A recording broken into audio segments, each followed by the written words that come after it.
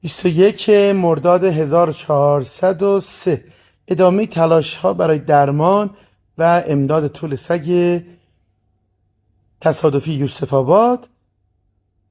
سرمش در حال رفتنه، سرم و داروهای تقویتی که های دکتر تجویز کردن.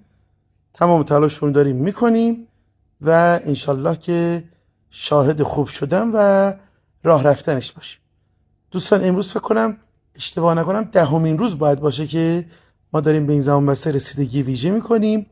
هر کاری که لازم بوده براش انجام دادیم و دیگه بقیهش هم دست خداست. انشالله که شرمنده نشیم.